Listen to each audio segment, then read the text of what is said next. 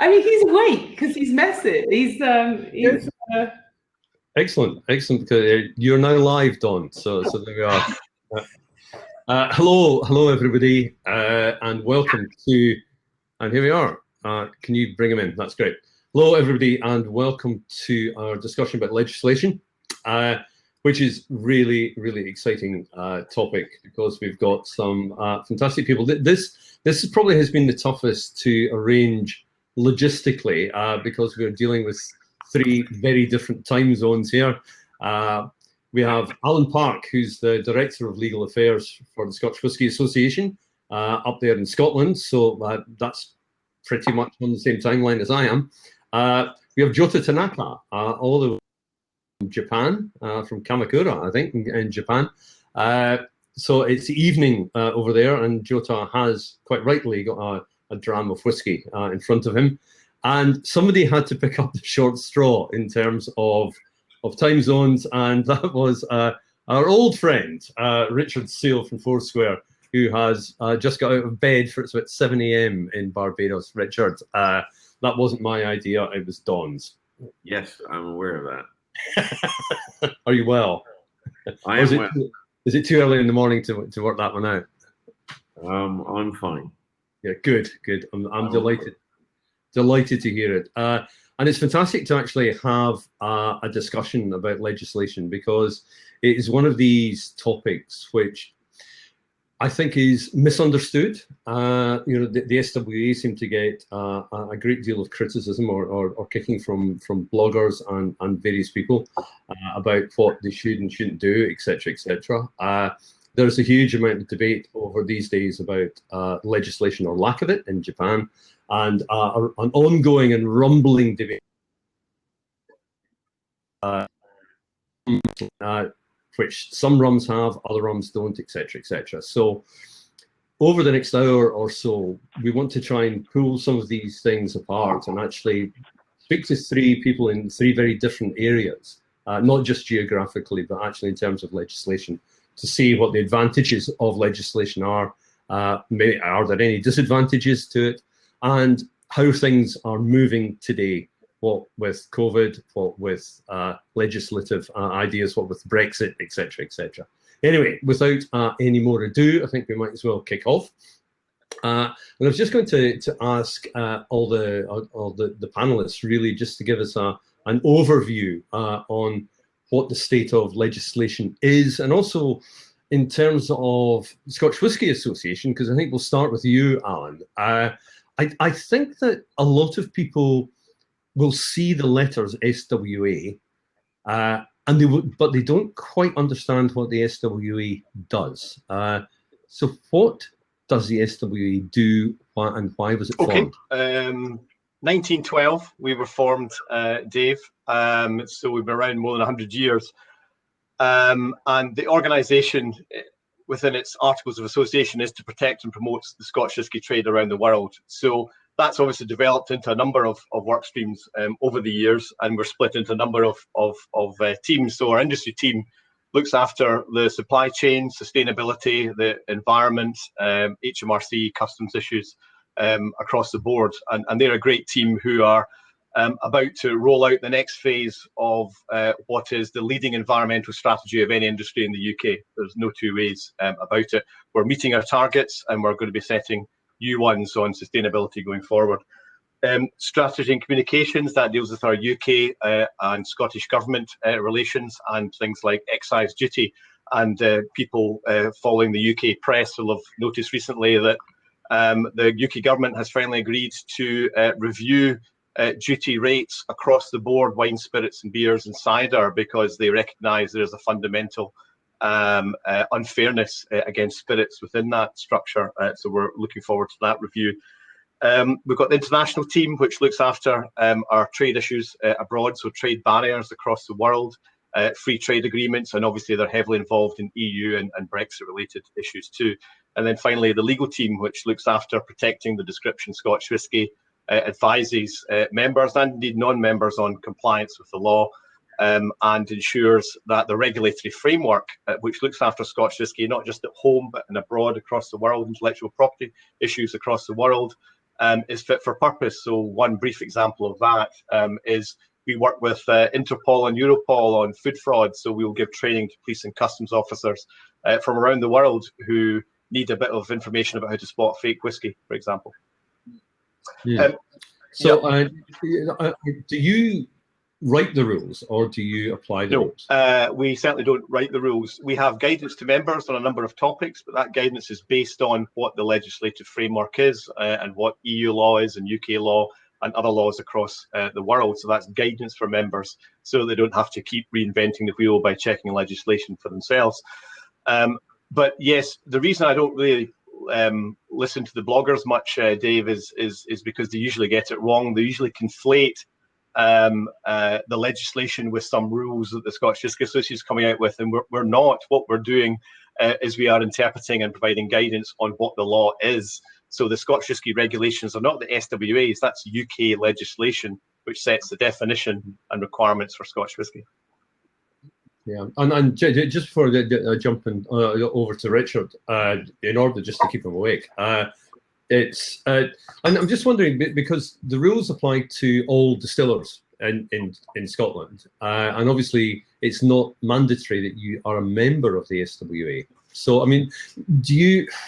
I know in cognac, for example, you know, the BNIC, you know, if you're a cognac producer, you have to belong to the BNIC. I mean, is it something that you think should happen? That, I mean, given the laws apply to everybody, and given that the members of the SWE can do something to help to lobby for a change in the legislation, shouldn't everybody be a member? I think it would be great to have every producer a member of the association. We represent about 95% of Scotch whisky production, and the 5% who choose not to be, they're entirely free to do so, and they'll have a number of different reasons for it. We have good relationships with many of them, of course, anyway. Would I make it mandatory? No, because the system in the UK is different to France. In France, you're required to member of the CIVC for champagne or the BNIC for cognac, because these are civil law countries. In common law systems like the UK, a trade association is not a statutory animal. It's and doesn't have any government input. It's an independent trade association, private trade association, in which membership is voluntary. But we now have 75 members, and we're getting new members all the time. So we're in a very healthy state when it comes to membership. Great, thank you very much. But we'll be widening out debate and having plenty of chat as we go down. So Richard, with regard to rum, can there ever be legislation which covers all rum, given it's produced all around the world in so many different ways? Or should it be on a regional or even country basis? I could ask the same question about whiskey. Is there ever going to be a piece of legislation that's going to cover all whiskey, given that whiskey is produced all around the world? And the answer would be the same. Of course not. And that's not what any rum producer wants to do either. You know, the parallels with whiskey are very similar. You know, whiskey is made by a handful of traditional long producing countries, and rum is made by a handful of traditional long producing countries. There are other countries, modern rum producing countries. There are other modern whiskey producing countries. In some of these modern whiskey producing countries, you wouldn't recognize it as whiskey. And in some of these modern rum producing countries, we don't recognize it as rum. I mean, the parallels are striking. The big difference is that the big markets or whiskey makers, so the big markets have made sure that you have decent rules. So the EU is a big market, and England's a big market, and Scotland's a big market. So therefore, laws protecting whiskey, not just from Scotland, but from those major traditional producers, are well protected. So bourbon's protected in Europe, and Scotch whiskey's protected in England. Now these big markets that we all want to sell in aren't big rum producers. So no, they don't have a similar protection. So for example, if you make some Indian whiskey from alcohol and a little bit of flavoring, and it tries to turn up in the EU, you will stop it. if you make some equally fake rum from out in India or Philippines or whatever, from some alcohol and some flavoring, it can turn up in the EU as premium rum. That's the difference. And it's really at the fundamental core is that at the end of the day, the EU and the US have major homegrown whiskey industries, and they are significant traditional producers. Okay, yes, the Americans are a little younger than the Scots or the Irish, but it's still fairly old. And so, for example, I mean, you'll probably come onto the conversation like sugar and rum. Well, this isn't equally as stupid a discussion as sugar and whiskey. None of the traditional whiskey producers are debating whether they should have sugar and whiskey. And none of the historic and traditional rum producers have a history or practice or a debate of whether we should add sugar syrup to rum. That's coming about because rum from non-traditional sources started to turn up with added sugars and sweet wines and all the rest of it. I mean, sugar only gets the focus because that's what you can't hide. But I suspect in all cases, it's not just sugar being added. But in any case, we can still mention sugar. But so you don't have that in whiskey. You don't have a situation where there's a bunch of Indian whiskey being bottled in the EU or wherever, you know, with sugar in, and then suddenly they're raising the debate, oh, should sugar be in whiskey? So there's a lot of inherent protections that you have because they're homegrown industries, and obviously organizations like the SWA have been allowed to flourish and get the attention of government because the industry is very important. Scotch whiskey, few billion, and so this is one of the challenges for rum. But the parallels are all there, and don't forget, just like again, just like Scotch whiskey, you have the traditional producers following unwritten rules for hundreds of years. And you have all the same shenanigans that came in, which eventually then led to organizations like the SWA and the first food protective legislation. So, the shenanigans all start sort of late 19th century, early 20th century, and then you get the blowback. And the shenanigans are not just in whiskey, they're in all foodstuffs. And then you get the blowback of the legislation and the food protection. All of that's there. I mean, I always joke about, I was joking yesterday that, the prune wine that used to be added to the Scotch whiskey, we used to, the rum producers and the Scotch whiskey producers all used to buy it from the same place, Thompson Prune Wine Export in Ireland. But, in fact, that's the amusing thing as well with rum and Scotch whiskey. I don't know who influenced who, but we have common shenanigans in together. So we both have a history with prune wine and sherry paxaret and all of these other shenanigans. Although I think the Scotch whiskey shenanigan list, when I've seen, I think is worse than ours, but I could be wrong. But I do think we are the ones that are the culprits for caramel color. I do think that originated with us. Not that I see that. I mean, I'm a defender of the use of caramel, but if you do want to blame anybody for caramel, I think the rum guys are the ones who. I mean, just think about that before we move over to Jota, Richard. I mean, given the difficulties of rum lobbying, against big governments to try and get it, is it a matter of then creating tighter rules in terms of what Barbadian rum is? Yes, it has to start at home. You can't go abroad. So we and that's something that's changed over years. I mean, one of the first people to sort of write anything tight was Jamaica.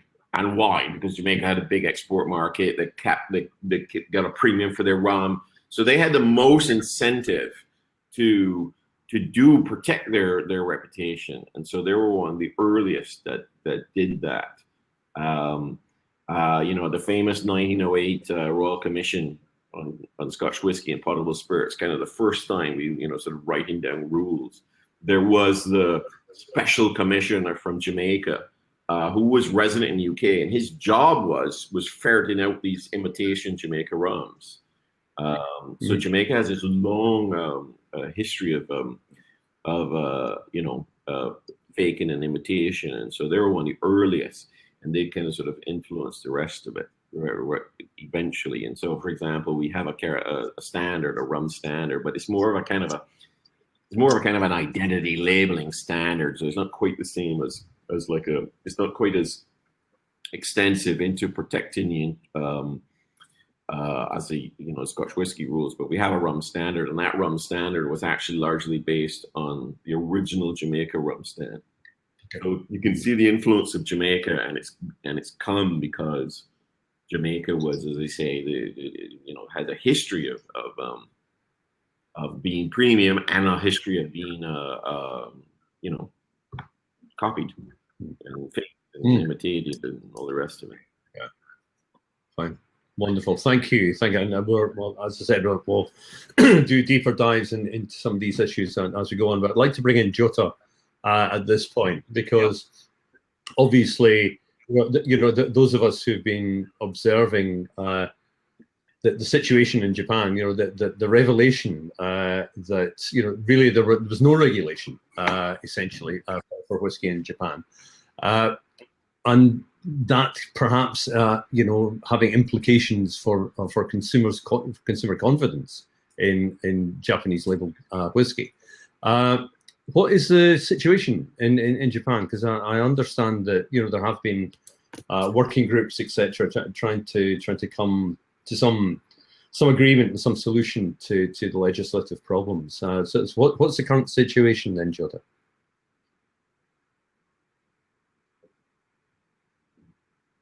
He's gone. It's because there's no regulation, Dave. So he's gone. It's just gone. The signal's gone. This is all going to be. This is all going to be. Out. I didn't realize if he was. Yeah. Is he coming back? Is he coming back? We'll move on at this point.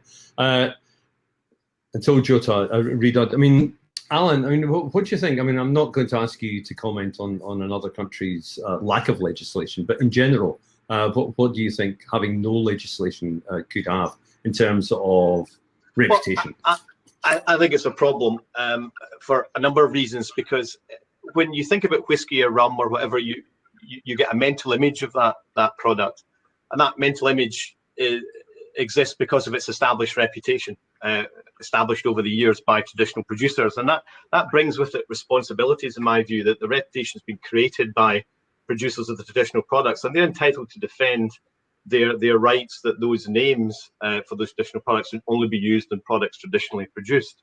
So that automatically puts limitations in the scope to depart from traditional production practices, because it would be unfair to use that name for a product that doesn't comply with that. For Japanese whiskey, there's no transparency and there's no guaranteed authenticity of what you're getting. It's not for me to look into any detail about Japanese whiskey practices. I've got enough on my plate, looking after the needs of the Scotch whisky industry. But it seems to me, looking outside in, that regulation would at least guarantee to consumers transparency as to what they're getting. Because at the moment, we are all aware that not all Japanese whiskey is distilled in Japan. It has elements that are not distilled in Japan. Now, to me, if I'm thinking Japanese whiskey or Irish whiskey or Scotch whiskey, I expect all of it to have been produced in that country. And I'm not sure how many consumers across the planet will understand that not all of that category will be distilled in that place. Yeah, no, I would agree with you on that. Actually, I had just from a personal point of view, I got a journalist from a magazine or a website, so asking me questions about the Japanese regulations, and they taken a very kind of broad-based look and sort of looked at the volume of bulk Scotch, which was exported to Japan, and then did this kind of weird calculation, sort of saying that X% of every single bottle of Japanese whiskey contains this volume of Scotch whiskey, including ones which are clearly 100% Japanese, and that for me, that's a big warning flag there. That it's not just some of the slightly suspicious new aged rice shochus or wholly imported whiskies. It's actually some big established brands which are 100% Japanese. I'm not sure about that at all, in the sense that, as I say, I've not looked into that, because it's a perfectly legitimate trade. You know, you can import bulk Scotch and you can mix it with products which are distilled somewhere else. But the question is the labelling and what you're telling consumers that product is. Now, to quote Richard himself, that legislation are not constraining rules, these are standards of identity. Sorry, Richard, I'm going to take that quote from you, because that's exactly what it is. What is the standard of identity for Japanese whiskey? What do they want to say about themselves to the world?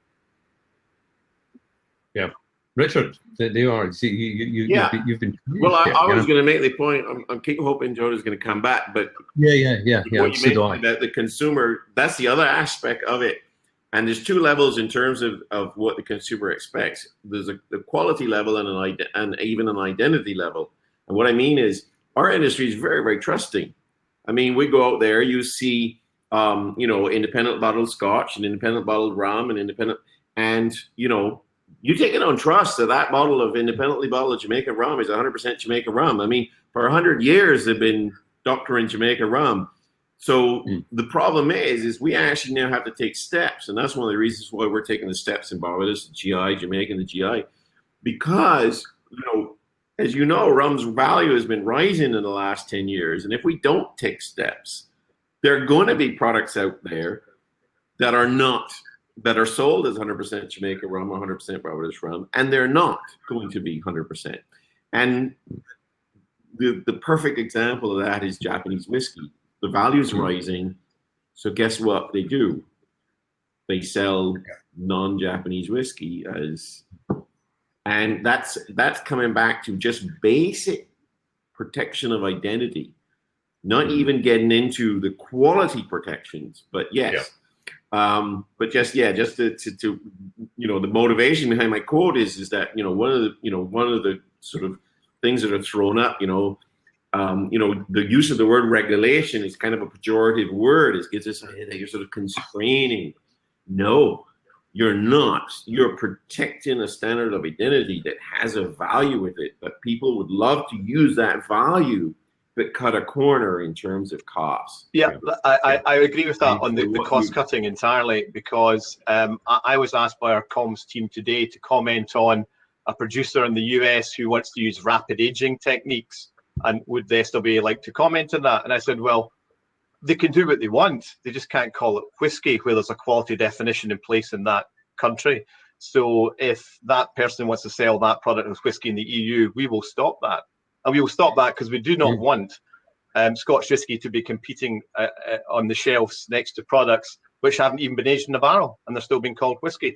So it's not just standard of identity for Scotch whiskey, it's the category within which you sit. You should be competing in a level playing field.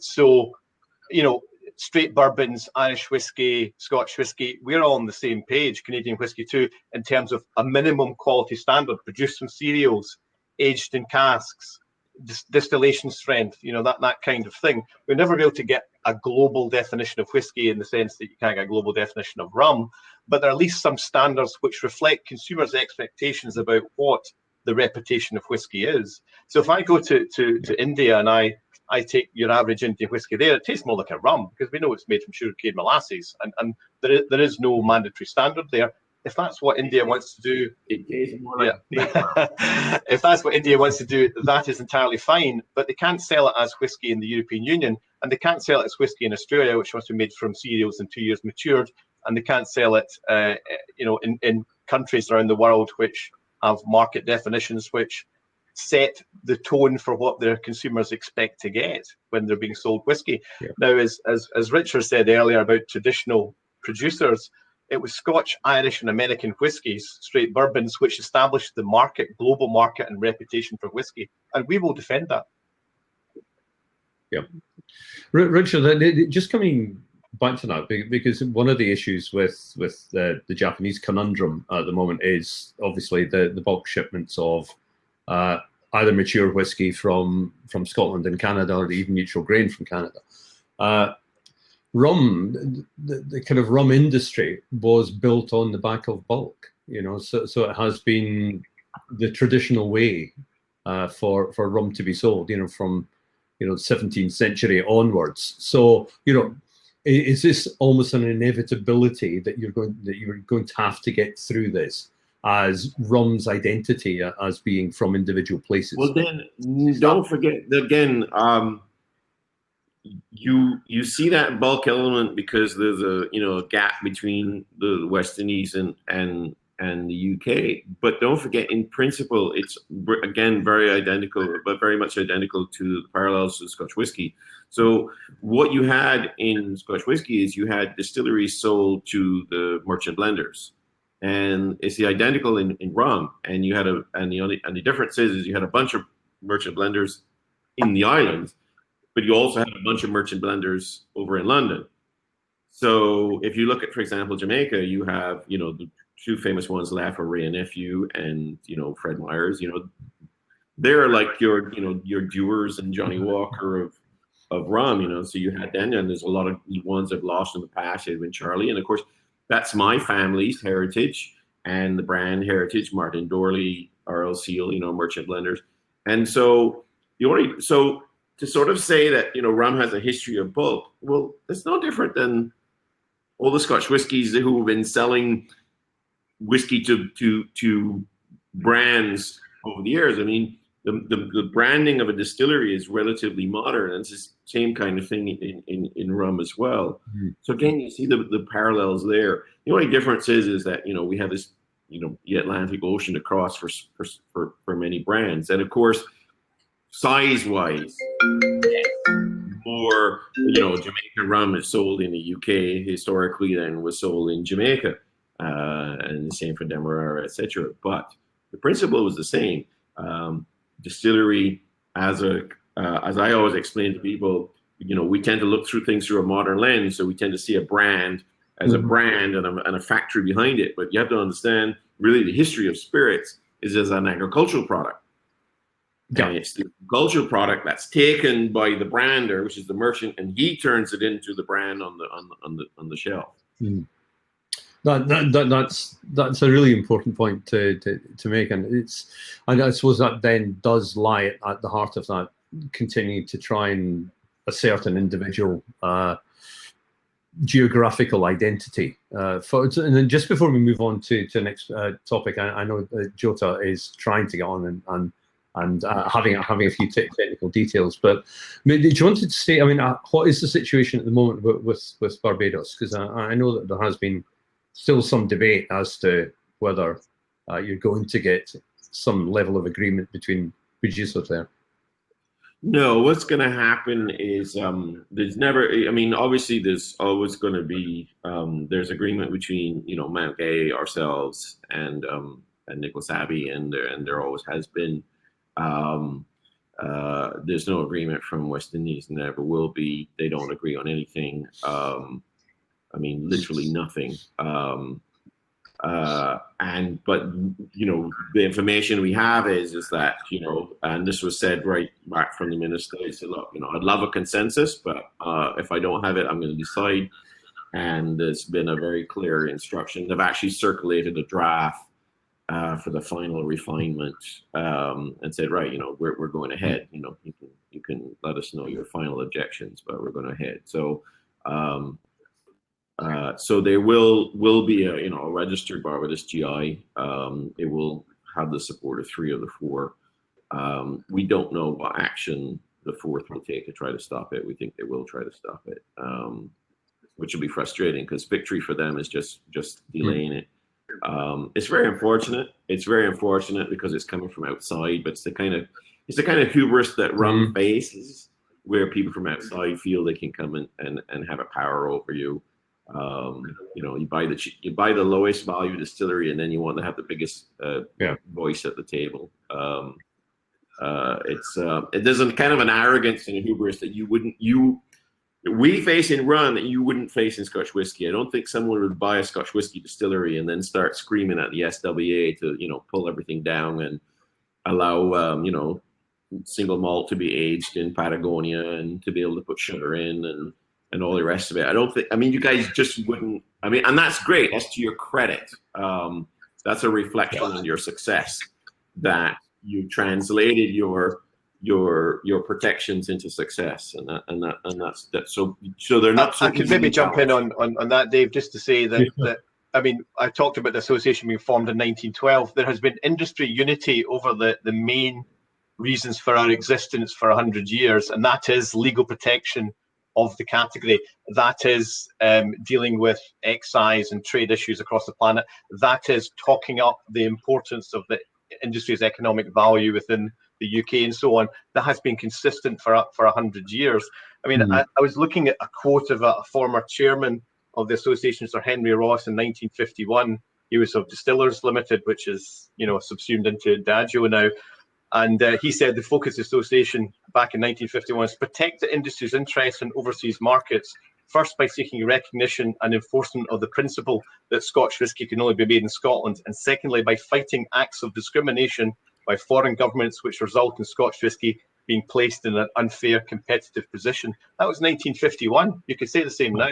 So Richard's issues will relate to the fact that they're starting from a much more recent base than obviously that in terms of a cohesive industry strategy. And as I say, we've had unity for a long time, but one of the issues around it is it's all very well to have rules that protect you. If you don't enforce them, you're going to lose them. And this is why GI status becomes important, because GI status provides the greatest breadth and depth of protection available for a food name, a food and drink name. And in the recent Mercosur discussions between the EU and Latin American countries, you found that cognac and champagne weren't getting automatic protection for some of those markets because, for example, in Argentina, cognac is still used for locally produced products. But that's not the case with Scotch whisky. Nowhere in Latin America was Scotch whisky regarded as semi or generic in any way. And so we were given the automatic protection because we've been enforcing it since the 40s and 50s. Right, that's fantastic. So, I'm going to try and raise Jota. So, Jota, can you hear us? If you can hear us, we can't hear you. So we're kind of shouting into the void here a little bit. Maybe if you just try and feel just by acoustic, just sound rather than by picture. Jota, London calling Kamakura. Can you hear me? Yes, we can hear you. Welcome.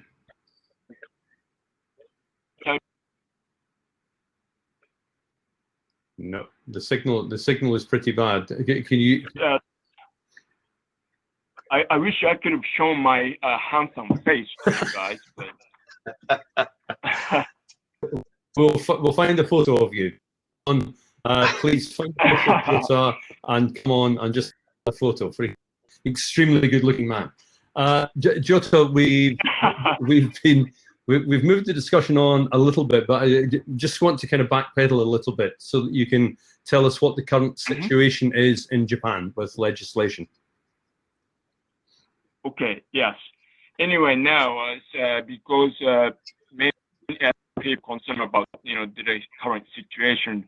Although I was going to explain about the kind of historical aspect of it, but I would first of all I should probably announce that this is kind of a pre-announcement, but definition of Japanese whiskey will be publicly announced probably highly likely early next year by Japan Spirits and Liqueur Makers Association, which is extra-governmental organization. That's the news. I cannot, however, mention any further in detail because it still remains at work. It remains a work in progress and finalizing the wordings. After the effective date, the words Japanese whiskey cannot be put on a label without following the definition. That will be the situation. And there is one other movement in terms of consumer protection. The country of origin labeling is also work in progress, which is worked by different groups. This will be the legislation under the Food Labeling standards of Consumer Affairs Agency and apply for all whiskey produced in Japan. That is the kind of news I could say this moment. Well, this labeling.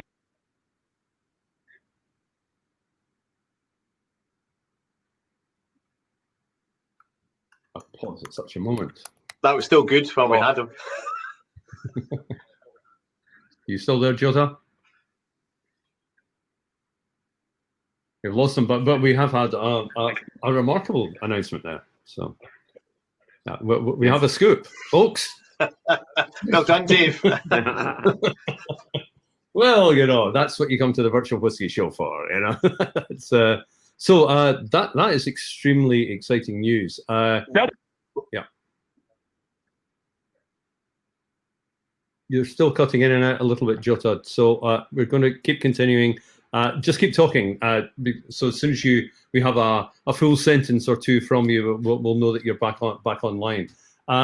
Gentlemen, you know, given this, what's your thoughts on that news that's suddenly come out of the ether? I was aware that there were discussions, so it's not unexpected in the sense that they're getting ready to put something into, or at least consult on possible legislation, I suppose, next year. So we'll be interested to see what that looks like, because Jota has said he's not be able to give any detail, but in earlier versions that I knew were circulating, there were some odd category definitions in there that weren't necessarily as transparent as I would expect to see. But I'll have to wait and see what comes out. Yeah.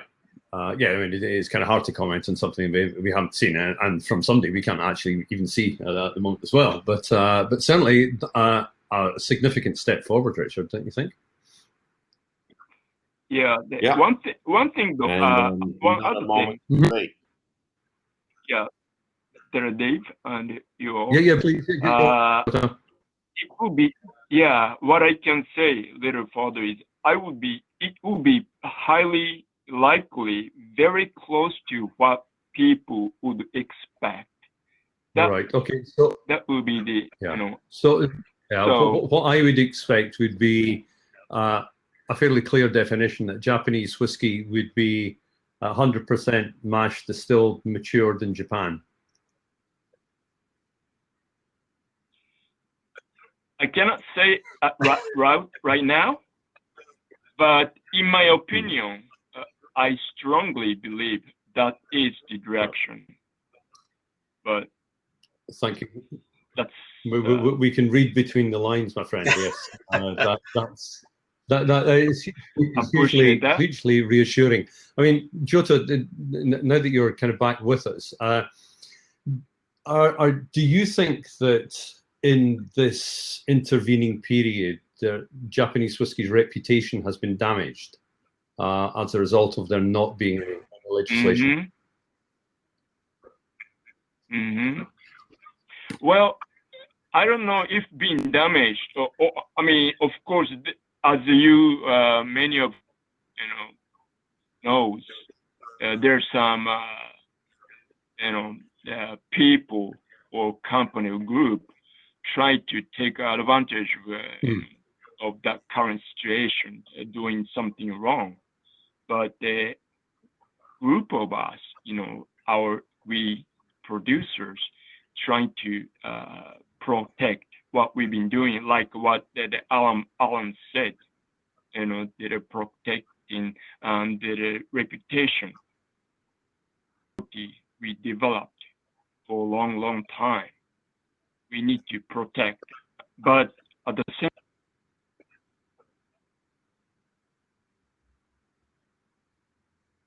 yeah, I just wonder if we might. I did have one bar consultant tell me that that it's not doing any damage to Japanese whiskey because everyone knows. Yeah. So everyone knows that Japanese whiskey is not really Japanese, so therefore, don't worry. Yeah, everybody keeps buying. Yeah, it's an intriguing one.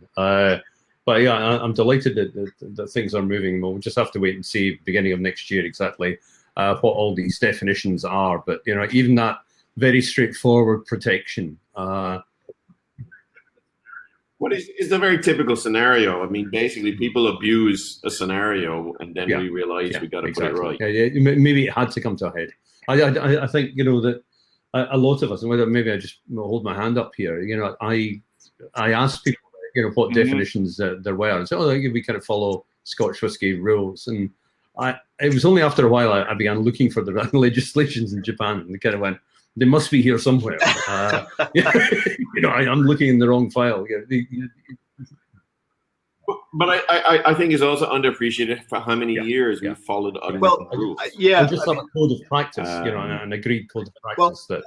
If I jump in, I entirely agree with Richard there. I mean, in 2009, when the Scotch whisky regulations came into force, before that, the only thing which was law was the definition in the sense of legislation, legislative law. And it was industry conventions and practices which were put into legislation in 2009. And industry had generally been following those conventions and practices, but the conventions only work if everyone knows what they are and is prepared to follow them. So ultimately, there comes a point when you need to put them into legislation to protect the reputation of the category as a whole.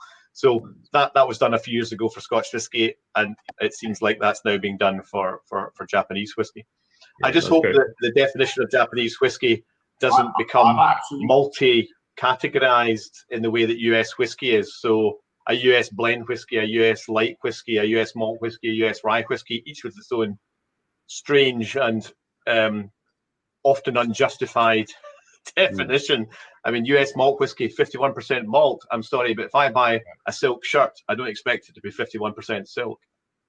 I've got a vision of you in a silk shirt now. That's, no, I've only got cotton. I've only got cotton shirts actually. We had a situation where one of those promoting that Barbados rum be allowed sugar actually wrote the words to the effect that Scotch whisky had only banned sugar in 2009. The definition of Scotch whisky has been around since 1933. But that was a nice spin on the fact that only a lot of things were codified. Yeah, but the definition wasn't codified in 2009. The definitions lasted a long, long time. What was codified were, right. Exactly. You know how people can interpret definitions. It's the usual blog misunderstanding stuff that goes on out there.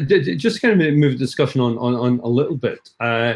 There is often the criticism, I think, level specifically at Scotch and Scotch legislation is that the legislation is too tight and it hampers innovation and restricts innovation. Well, we are having a discussion tomorrow about innovation with 3 Scots distillers. But Alan, how would you respond to that? The legislation is so tight that Scotch whisky just can't innovate, can't expand in the way that it could do. Well, it's all relative. If you look at the rules for cognac, they're probably a lot stricter than some of the things that we do in terms of, for example, cask use.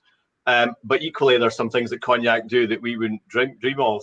Adding boisé and maturing cognac in Russia, for example, because you'll need to mature for 2 years in France itself, and you can mature it for longer somewhere else. I don't know how much in practice that goes on, but that's traditional for them. There's no problem with them. That's their rule. So it's all relative. So you have to compare Scotch with something else. And if you compare with straight bourbon's pretty tight rules as well. Irish whiskey, pretty tight rules. So if the industry decides that it wants to do something which it cannot do right now, then it can have that discussion, reach a consensus and move on. But what we shouldn't be seeing is someone saying, I want to use the reputation of Scotch whisky, but I want to do something that all you guys think is undesirable, but to hell with you. That's not how it should work, because the GI, the protected name, has a reputation, and the traditional producers are entitled to protect it. And it's the traditional producers that should decide, everyone who's producing it traditionally, as it is at the moment, who decide if there's going to be a change to the requirements for some reason. There needs to be consensus around that. And that's how you maintain quality and reputation and bring everyone along with you. And the SWA is the industry body with which those discussions can happen within it. So, for example, discussions to bring the regulations in 2009, discussions, for example, on looking at the range of spirits casks which can be used to mature Scotch whisky, which took place and was brought into an amendment to the technical file for Scotch whisky last year. That was as a result of working group discussions, wider industry discussions, and a consultation through government, which then led to that change. That's the way these things should happen. So it goes back to, again, I'm quoting Richard, it's not a constraint, it's part of your identity. It's for the producers of that identity product to make a decision that they're going to have some change or not. Now, say, for example, climate change means that we can't get hold of a grain of barley, then we would need to change the rules so that we're using other available cereals so that we can continue producing Scotch whisky. So we may be faced with challenges, who knows, in the future that require changes to be made to the requirements around Scotch whisky, but that should be industry-led, not led by some maverick who decides I want to take the reputation of Scotch whisky and use it to market my product that's not Scotch whisky. So we could, and this is just purely hypothetical, Alan, but so we could, if, for example, there's a dozen distillers or so who are producing rye whiskey, they could then go to the SWA and say, can we now have a separate definition for rye whiskey rather than being a grain whiskey? And I fully understand why it's a grain whiskey at the moment. So there is sufficient momentum that you can. Well, on rye whiskey, we've got to be a bit careful because all Scotch whisky, regardless of type of category, requires to have malted barley in it, so that you cannot produce a rye whiskey in Scotland, because a rye whiskey would have to be 100% rye to not fall foul of consumer legislation in the EU and UK. In other words, if I'm buying a malt whiskey, I expect 100% malt. If I'm buying a rye whiskey, I should expect it to be 100% rye. So there's no such thing, or cannot be any such thing, without changing the definition of whiskey itself across all categories in Scotland. Right. So you can have a percentage of rye in the mash, but you really need to label your product to make it clear to consumers that this is a rye and barley product or whatever. You can't call it a rye whiskey or market it as such. Right, I got it. Richard, who's legislation for? Is it for distillers or is it for consumers? Serves both, because it's we benefit, the producers benefit from the protection of the value. So many pieces of legislation in life are about protecting intrinsic value of our assets. I mean, personal assets. I mean, people own homes, and there's legislation protecting homes, and so there's lots of areas of life in which legislation is protecting one's value, or setting out the way we do business, and the law of contract and all of these things are all about protecting assets and protecting you from loss and things like this. And so it's both.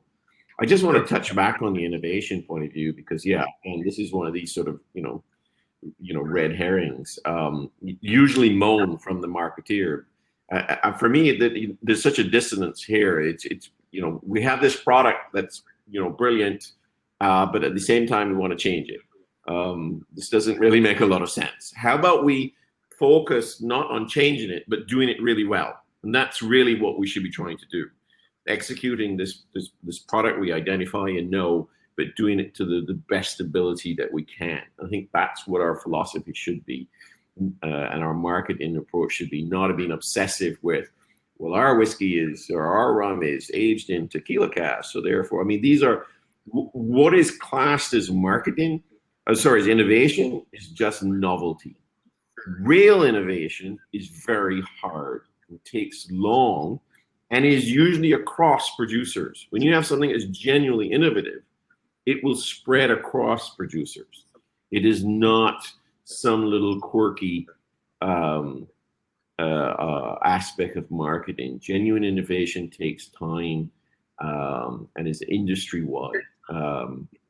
We've done, we're proud at Foursquare that we follow really core principles, like, the the column still is fundamentally still based on Annius Coffey's twin column principle. But we've got in there, clever technology on the copper. We've got in there clever technology on vacuum distillation. And same thing with the pot still. The pot still is based on the evolution in the Caribbean, the double retort pot still. It's still there, but we've got clever bits in there. We've got clever bits coming on our new pot still. And this is real hard innovation. And it's not even necessarily that easy to turn around and market. But the idea is to impact the quality of the product. To do Barbados rum and do Barbados rum well. I mean, I often tell people that to make something different is trite. It's really trite. The challenge is to make something that is, you recognize it's a Barbados rum, you recognize it's a Foursquare rum, but it may still be different and it still may be an exceptional version. And the example I often like to think, and you would know this very well, Dave. I mean, you can take somewhere like Jamaica, and I think Jamaica and Jamaica rum is probably the most diverse. Probably Alan will disagree, but probably the most diverse spirit. I would disagree. Producing country, but yet, But yet, there's not a single one you can't pick up and go Jamaica rum. That's the genius of it. That's what you're trying to protect. So you can go there in Jamaica, and everyone's following the core principles, but they're all banging out different rums. I did have a young whiskey intern ask me, so they say, "Oh no, Scotch whiskey's just as diverse." I said, "Are there any producers doing natural fermentation?" And his face stuck. So let's not do the rum versus diversity. Easily could do that. It is endogenous enzymes for Scotch whiskey as well, to get the fermentation process going.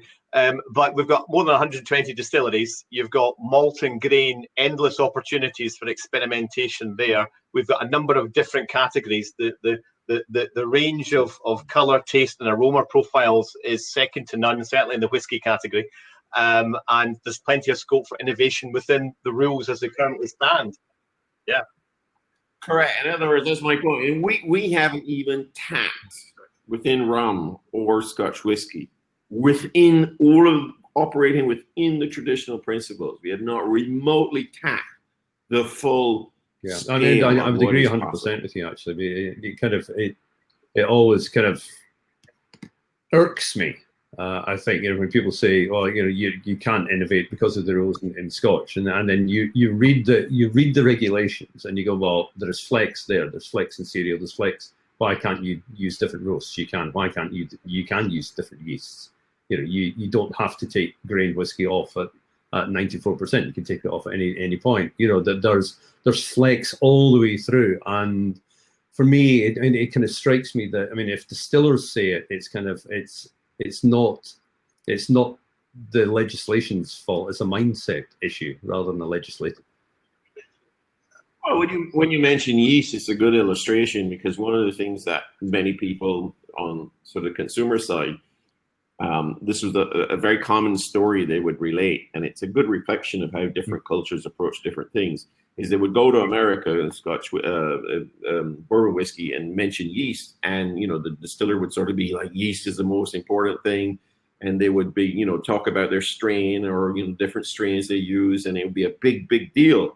And then they say they go and visit Scotland, and of course this is a few years ago, and it's like, yeast, it's a big deal about yeast.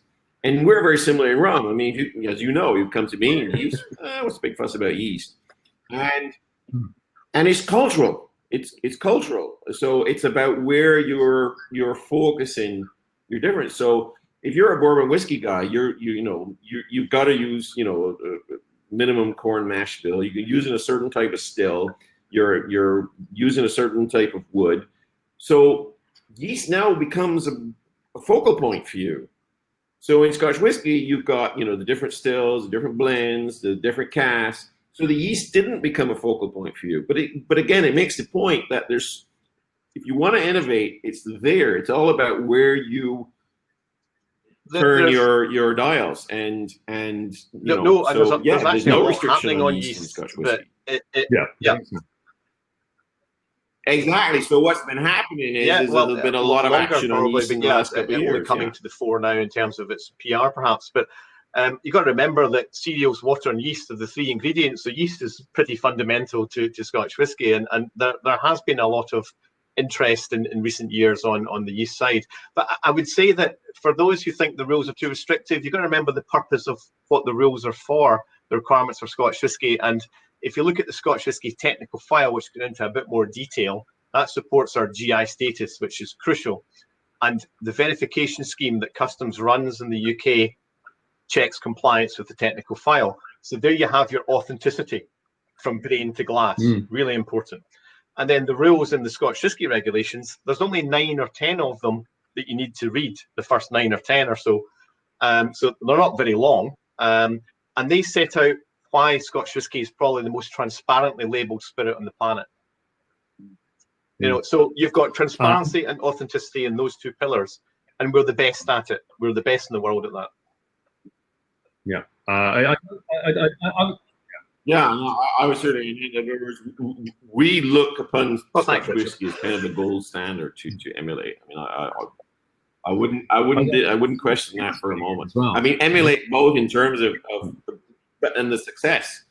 I mean, and that success is based on the credibility, which is based on the production. I mean, it just follows. You can't have a credible spirit if you're out there sort of thinking, well, we need to let anything go. I mean, one of the things, for example, and I think again, Dave, you know our history a little bit. One of the things that I've seen written, and it's so incredibly stupid. Well, rum doesn't have any rules, so therefore that's why they were allowed to be very creative and make all these different rums. And the story is so much more interesting. Why rum got so diverse. Why is the French rum the way it is, and why Jamaican rum. And it's tied with our social and cultural history, and it all happened before there was any rules written down. It had nothing to do with rules, but that's another, sort of source of frustration. In other words, to Alan's point about climate change, what happened in rum is a lot of the diversity was driven out of adversity. It was driven out of change from changing circumstances that were forced upon you, and you adapted accordingly. And that's how we ended up, with the different diversity that we have. It was all very natural. No one sat down one day and sort of said, I'll make a rum out of cane juice instead of molasses. It didn't happen like that. It wasn't a eureka moment, or in Barbados we'll stop using dunder now. No, it wasn't a eureka moment. You used the word transparency there, Alan. The question for both of you. I mean, in terms of transparency here, I mean, given important provenances to consumers these days, they want to know where things come from. They want it to have identity. They want to know what is in their bottle. Should there be greater transparency in terms of labeling? Should there also be greater transparency in the breakdown of components? For obviously, that's been a major issue in Scotch in recent years. Should there be an option for distillers to be able to go, actually, this is what is in this bottle? And then I'll come to you, Richard, but in terms of definition and labeling in general. Firstly, Dave, you can be as transparent as you want about what you have in your makeup for Scotch whisky, if you so wish. On the label, there is no constraint on it. The only constraint is age, where you have to state the age of the youngest component of the spirit. So if you want to talk about the barley fields that the product came from, or your breakdown of the blend, or your malt grain component, and so on and so forth, in a single malt, you can talk about obviously other things compared to a blend. That there's no constraint in that. The only constraint is around being accurate, not misleading, and straight with consumers about what you're saying. That if you're referring to, for example, there is some Islay whiskey in this product, then you really need to balance that up with talking about where the other whiskey in the product comes from as well. So aside from that balancing exercise to make sure that you're fair to consumers as the information you're giving, then transparency is across the board. And in fact, the Scotch whisky regulations help that along in terms of that you can't say it's an Islay whisky unless it's entirely distilled in Islay, and so on and so forth. So the regulations are there to protect consumers for that transparency of information. On age, that's a bit different because, you know, as soon as we have seen labels in the past that say, you know, contains whiskies up to 50 years old. So, so what, 1% in the product's 50 years old. So that becomes a reference point for that product in its marketing. Well, that's the minimum age statement ensures that that doesn't happen. It's a clear, easy to understand rule for consumers. And we don't want to be competing with average age statements on shelves and so on, which no one will understand or get. So, for example, if I say average age 10 years, should that really be competing on the shelves of the 10-year-old single malt, which is a minimum of 10 years? Will Chinese consumers really understand the difference between the two? All they'll see is the 10 on both labels. So the age of the youngest spirit is a really important level playing field requirement, which is set into EU law, which Scotch whisky has to follow, but which Scotch whisky supports.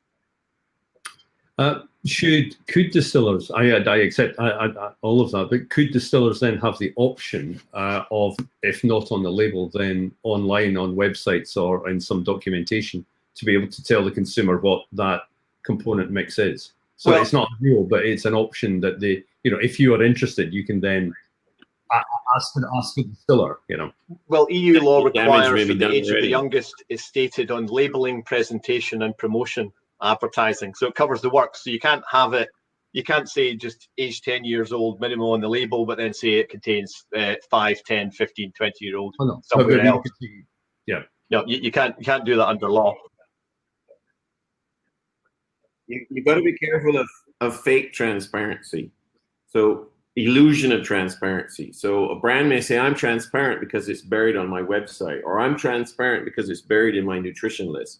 And they know happily that 98% of their consumers don't know what they're claiming to be transparent about.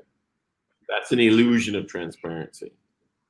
Getting on the point of labeling, and the word transparency, it's sort of making me muse because you know, Dave, I sort of have this reputation of transparency, and I'm like, oh shit. That's not what I wanted. I wanted to have, I wanted to have the reputation, yes, that the rums are authentic and, they didn't have sugar in and all that shit. But I always think there should be some secrets that we should keep, on the making to keep, because that's part of, why we love spirits is a bit of a mystery and a bit of art behind the making. So, I'm sort of, because it's kind of sort of blowback in rum where people now want you to write every single thing, and it was distilled at this %. And, it was, aged for, in every literal, went in the cask at this, every literal detail. And I'm going, hang on a minute. I think three things with labeling, and I hope I remember the three things now. The first thing is, and which Alan basically mentions, identity.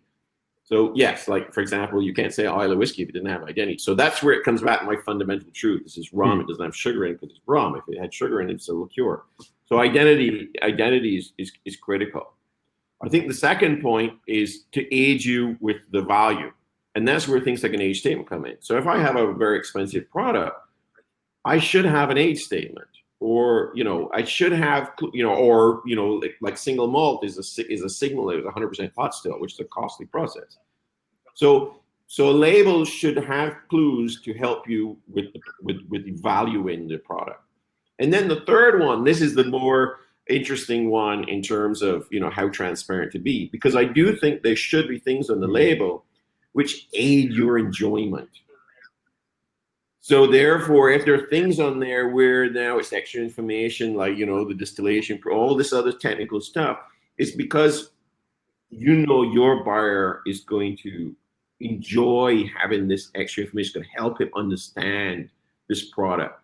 And that's where you have to strike this balance between, I want my consumer to enjoy this, and of course, but I don't necessarily want to give away all my secrets. So I think that's the three things. That's my. You've also, because the other kind of confusing thing, the glory of rum is the fact that it's such an incredibly diverse category. In terms of production styles and colors and et cetera, et cetera. And I mean, you've come up with a definition system of saying, well, that's what that means, that's what that means, et cetera, et cetera. And I know Dawn's tried to improve on it, she says. But I mean, is that being accepted widely by consumers, or is it something that you're just going to continue on the market? No, and it wasn't. In other words, one of the things we were just trying to get, one of our objectives, and I think, obviously some people, were misled. We weren't trying to create a legislative framework or rules or anything. What we wanted to do, and this has happened, is change the conversation on rum, change the level of the conversation. So instead of an article starting off, well, this is a gold rum, and gold rums are this is a pot still rum, this is a blended rum. We wanted to have the conversation come up intelligently. So no, we know that, there's only a small element of any category where the consumers are into the details. I mean, we know that there's tons of people out there that buy single malt and don't have a clue that it's made in a pot still, but they know it's a premium category of whiskey. So, and we want to achieve the same thing. In other words, we want to achieve the same principle where people know certain styles of rum or, more premium, or, so they can again make that informed choice about the price without necessarily, we know the majority of people are not going to be into the technical details, but then have the technical details where they want it. So that's fine. We're very happy with how the conversation. And Rich is right, because you don't. A consumer doesn't need to know all the details, but they need to expect that they'll get the product which has that reputation. So, do you remember the Advocaat case in the 1970s, or maybe it's just sad lawyers like me? But you had the Dutch Advocaat liqueur, which was sold in the UK and gained a significant share of the market in the 70s. Then you had old Keeling's English Advocaat came along with a completely different recipe to take advantage of the Advocaat market that had been carved out by the Dutch producer. So the Dutch producer sued the English producer, and the High Court in London said, sorry, we know consumers have no idea how the Dutch one is made, and that you're using a different recipe but coming out with the same kind of product of an egg liqueur. But that doesn't matter, that consumers don't know. They expect to buy the product with the reputation, and you shouldn't be appropriating its name. End of story. That is the law. So maybe there's a couple of comments and questions coming in. So just one last thing for me. I'm just going to say, Jota, are you there? No, he's not. Just a little one. Just sorry, I've had a cat. You may have understood. You may have seen the cat's tail moving around. It's symbolic here. Japan hasn't got their regulations yet, so he's not quite in. I'm now this time the next year, which has been sitting on me for the past half hour. How do you see things moving forward? I mean, what changes are you anticipating, Alan? I mean, obviously we've got Brexit coming up, which you're not going to be able to predict. We've got the collapse of global travel retail. We've got, I think, a shitstorm. I think I remember. We can say I'm a lawyerly term, but I'm not a lawyer. Crystal ball time. What opportunities are there, and what issues are there? Okay, so Brexit's first up, I suppose. That'll be happening by 1st January. And what we want to see is ease of access at customs borders, which is not entirely clear yet. Continued legal protection as a GI, geographic indication, both UK and EU. That seems pretty much a done deal. The standardization of regulations which impact the industry, so that there's predictability and reliability there. And no tariffs on any of the goods coming back and forward that's required for Scotch whisky or inputs to make it in Scotland. So, the industry is ready for no deal, but we need some clarity at customs procedures at the border.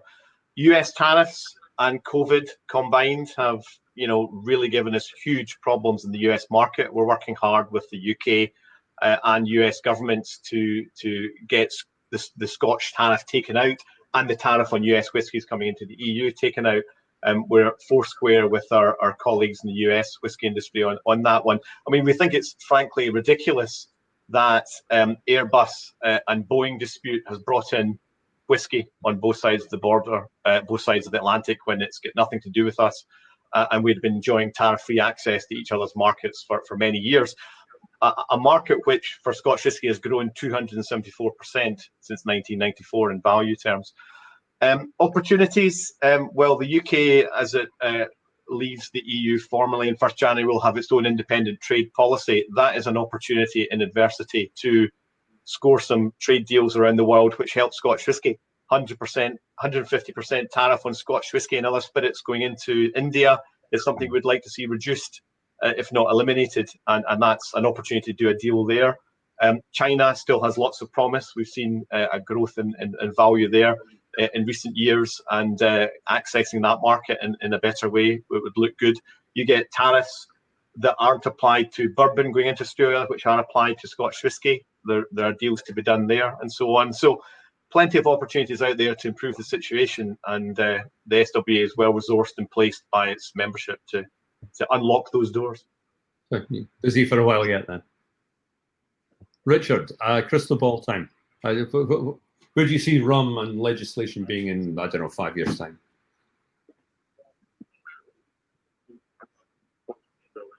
Well, we hope. Obviously, Barbados and Jamaica are trying to finalize their GIs.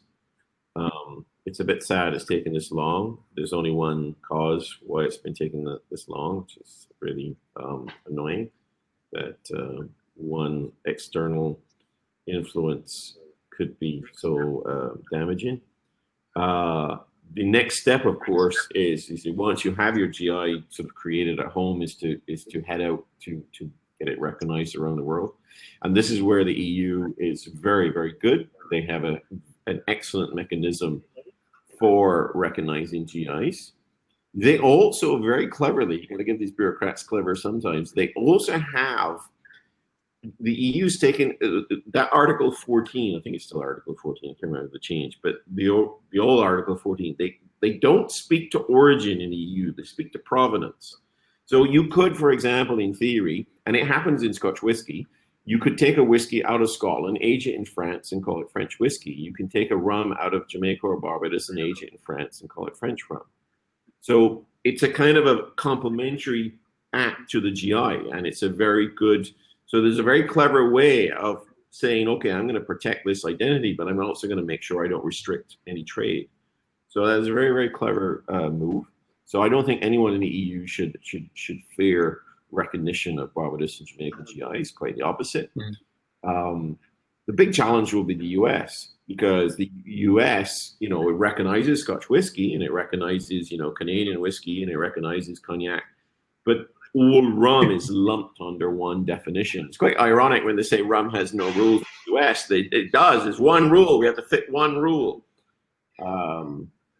But again, that's where we think the GIs can also help us, because even if you don't have the protection, and this is where Scotch whisky again was also very successful. Even if you don't have the infrastructural protection in the legislation, if we arrive in the US with the brands carrying the certification, or the Jamaicans carrying the certification, and you're a buyer in the US, and well, that product carries the certification, and that other one says it's Jamaica rum, but it doesn't carry certification. Well, which one are you going to buy? And so not a Scotch whisky carried a certification, but what Scotch whisky did earlier, I think Alan would correct me on this, but they did used to register collective trademarks, and they did chase things up with normal common law legislation to protect the word Scotch whisky. They did a lot of advanced things even before GIs came in. Yeah. So you can do a lot of things even without a GI. So we'll be doing it sort of correctly with the GI, but as a tool. But we're not going to depend on the US to recognize our GI. Once we create our GI, we can go in the US with our labeling and say these brands are the certified brands. This brand has the mark on it, and so we can do that even in and that's, as I say, that's Scotch whisky has been very cleverly protected. Richard's right. You can protect the reputation of your product in different ways, and we still do it. We don't just use GI status. Not every country buys into that system, like the US, like Australia. So we're a certification trademark in Australia. We're a collective trademark in Myanmar, and we're protected in the US Federal Code, domestic law in the US. So we will take what protection is available in whatever market we go to. And so Richard's right to be flexible and pragmatic. Right. Right. We've got, actually, we probably don't have time for questions, so I'm going to take them anyway. A little comment from Ian Palmer in Sterney, who I'm going to be talking about innovation to tomorrow with regard to the innovation debate that we just had. He says, fully agree, we've not yet started with innovation, but still keeping within the current legislation. Don't change the rules just because you don't understand them. A very Ian Palmer comment, that, and there'll be more like that tomorrow, folks. And a couple of questions have just suddenly come in at the end. Don's been fielding quite a lot of the questions. Thanks for doing that, Don, about yeast and various things. One from Boutique Dave here. I'd like to see the minimum 3-year age challenged in whisky. This is obviously for you, Alan. With the new distilleries and quality wood casks being used, it's unnecessary and restrictive.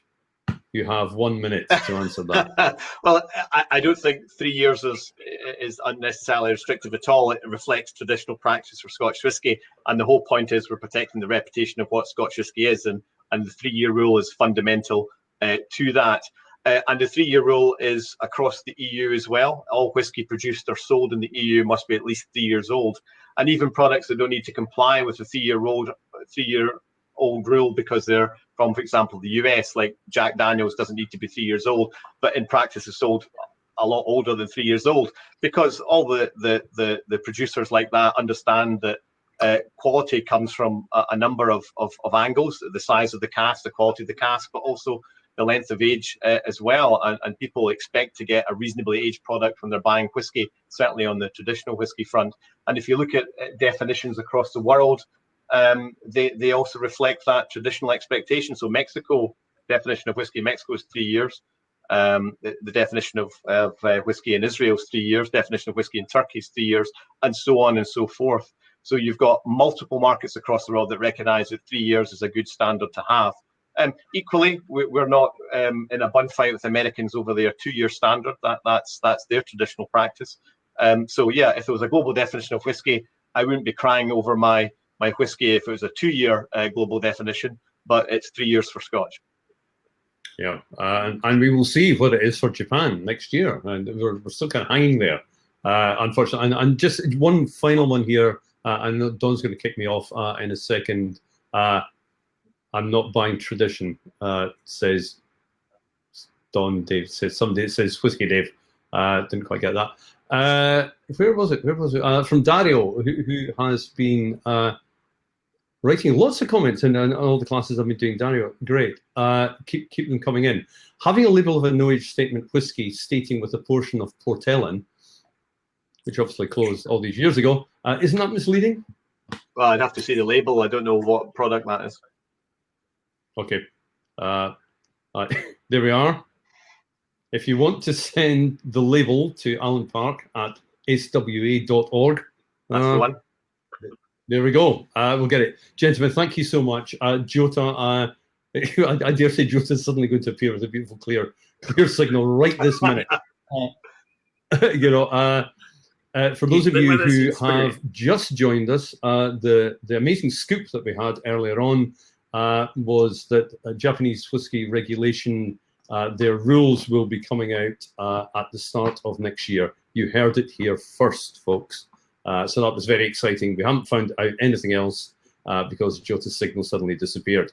But at least we know that. Richard and Alan, thank you so much. Absolutely phenomenal discussion. Really, really enjoyed it. Sorry about the interruption from the cat. Sorry for Jota disappearing. Sorry for Don popping up at random times, but I thoroughly enjoyed it. I hope you have as well, and look forward to continuing this discussion down the line. Thank you both very much. Thanks for hosting so much, so well, Dave, and it's been a real privilege to be in the same panel with Richard and Jota. Thank you. Okay. Richard. Yeah, no, thank you, Dave. Yeah, again, and thanks for inviting me. And it's been my pleasure to because I never got to sit down and swap That's good. Well, regulation Richard, stories we with can pick up. Alan, and it's been great. Really But enjoyed thanks it. for getting up so early in the morning as well, Richard. Okay, Dawn owes you a big drink. Guys, thank you so much. Go well. Thank Stay you. safe. Thanks a lot.